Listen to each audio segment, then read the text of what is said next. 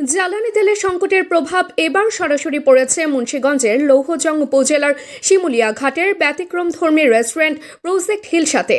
দেশের অন্যতম বড় এই রেস্টুরেন্টে একসময় যেখানে গ্রাহকের উপচে পড়া ভিড় দেখা যেত, এখন সেখানে সারাদিন নেমে এসেছে শুনশান নীরবতা।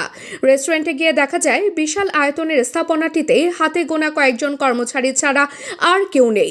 বিকেল 5:30 থেকে সন্ধ্যা পর্যন্ত একজন গ্রাহকও প্রবেশ করেননি। সন্ধ্যা 6:30টার পর 5 থেকে 6 জন এলেও তারা খাবার না খেয়ে ঘুরে চলে যান।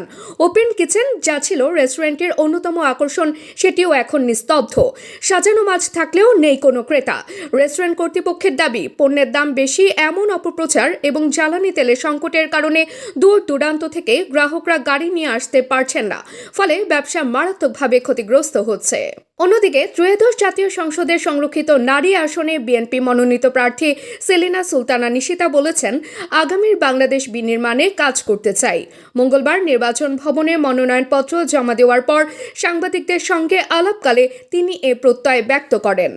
স্বাধীনতা থেকে বাংলাদেশ বিনির্মাণে, সেটা 52 থেকে 71 থেকে এবং 24-এর সকলকে আমি শ্রদ্ধাভরে স্মরণ করছি।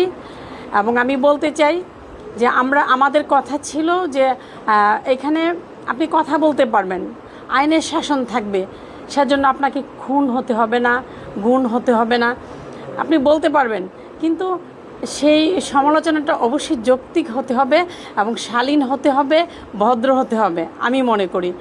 এবং আমাদের কথা ছিল আমরা একটি সাম্য মানবিক একটি বাংলাদেশ গড়ব।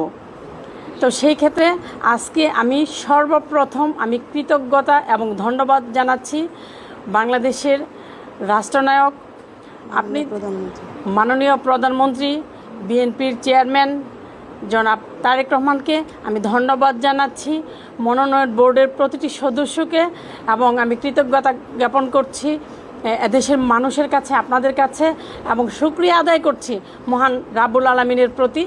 আমি যেহেতু দুঃশাসনে ছিলাম, আমি ফ্যাসিবাদ বিরোধী আন্দোলনে ছিলাম, এখন আগামী বাংলাদেশ বিনির্মাণে এদেশের উন্নয়নে আমি অংশীদার হতে চাই, কাজ করতে চাই।